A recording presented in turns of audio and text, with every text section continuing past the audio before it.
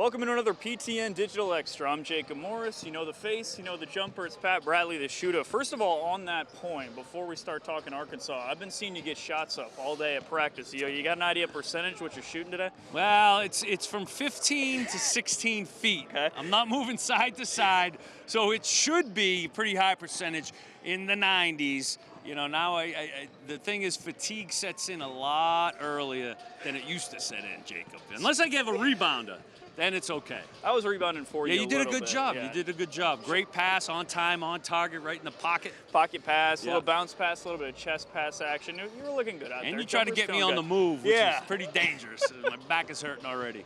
Well, we're here in Nashville. You're taking a look at the court, looking at it. Arkansas plays tomorrow, takes on South Carolina. And when you think about this Arkansas team, it's been such an interesting season. From your perspective, right, this team starts 0-5 in conference play.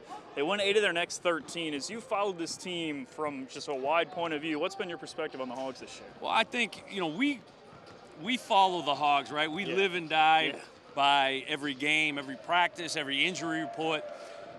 You know, there's 15 other SEC teams who are going through a lot of the things that we saw the Hogs go through. So you started the season with guys kind of nicked up a little bit, not 100%.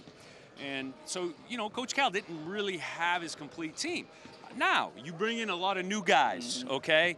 You have some good wins in the non-conference for sure. You start conference out. Number one on the road, Tennessee. They beat a lot of people on the road in Tennessee, okay? So this is just such a difficult conference. There is not one game you look at and go, that's a W, or two games, that's a W. There's not one, okay? So I think for Razorback fans, that sort of was like, what's going on here? This doesn't make any sense. So, and then you kind of couple in the fact that we had a couple of guys, transfer guys, that really couldn't find their rhythm. I mean, just call it what it is. You couldn't find their rhythm. So that was going to take time. So you fast forward now, Jonas Adu's found his way. Trevin Brazil's playing well. John L. Davis. I thought those three guys, because they didn't have such a great beginning of the conference play, you needed them to show up. DJ's been really good. Big Z's been really good. So, you know, what I've seen and what Coach Cal has preached is they have gotten better. Like each one of these guys has gotten better. To think they got 8 wins, 8-10 conference now after starting the way they did, I thought that they've come along excellent. And without Boogie Fland, of course, that would have been gravy. I mean, to have him, you know, really would have took us to the next level. Of course, he's not coming back, but you have other guys that have stepped up. Yeah, you talked about the injury sort of situation there, and you talked about Cal's coaching as well. When you think about losing Boogie, losing Adu Thero, and now Arkansas is really playing with 7-man rotation, what to you does it say about Cal and the staff that they've got this team playing like they are right now? Well, it's that development. I think Carter Knox and Billy Richmond have been huge, right? They're talented. Let's not forget, these guys are, you know, high star, whatever kind of stars that they gave them. So they're talented. However, there is that learning curve for those freshmen. And we've seen it. Now they're dependable guys who contribute. They're getting big minutes. That was the other thing. Like, you have to have experience and get minutes to get better. They benefited from that. Well, there's maybe a couple injuries, other guys not producing. Hey, get in there. Let's see what Billy can do. Let's see what Carter can do. So they benefited from that. You know, and everybody has gotten better over the last 2 months.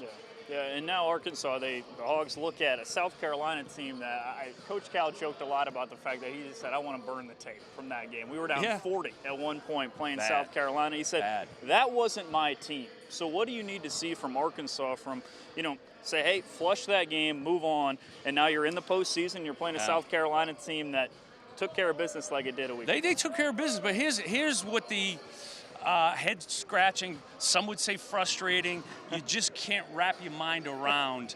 But this is what you get when you're dealing with 18 to 20, some teams have 26-year-olds 26 now. Yeah. But you have a game at South Carolina on a Saturday, 1 p.m. Eastern, you score 14 points in the first half. Okay, you get smoked. You come back midweek, you go to Vanderbilt, win that game. Come back Saturday, Mississippi State, top 25, win that game. So we're all trying to make sense out of these. Now, I think Adu Thero has been the best player all year. I think Adu Thero should have been an all-SEC guy. So to me, he's been one of the best in the SEC all season. He's been obviously Arkansas's most dependable, best player. I realize, he's been hurt, so having him back is going to be huge, but he's such a versatile guy. Now, without him, though, other guys had the opportunity to step in and develop themselves, and so adding him back is going to be gravy. Finish up here. Cal talked after Mississippi State. He said the thing about this team is they can beat anybody in the country and they can lose to anybody in the country. So I'll put you on the spot. What is this Arkansas team capable of as we enter postseason play? Well, I think that they can do that. The one thing that they're physical, but I'll give you an example like South Carolina. They came out stuck in mud, right? So I thought the turning point was the Georgia game. When Arkansas in Fayetteville, they were down. To me, they realized their identity. Junkyard Hogs. They're not a pretty team, right? They're not going to win shooting a three, backpedaling, waving to the crowd. They got to get down and dirty. They got to attack the basket. They got to be rough and tumble. That's how they're going to win. And I think if they accept that, that's a Duthero. That's how he plays, right? So I think they fed off of that. So when you ask a question about are they going to accept that identity? Yeah. Are they going to try to be finesse? No, that's not them. No. I mean, they've got the size. Think about it. They got 21 feet of front court in there with Z, Adu, and Brazil, right? So they've got size. They've got athleticism. They have enough guys to stretch it from the three-point line and guys that attack the rim. They stick with that, and, of course, you got to defend and rebound, which they can do. I mean, you can make a run. You can make a second weekend run. Yeah. Man, listen, we've seen their talent.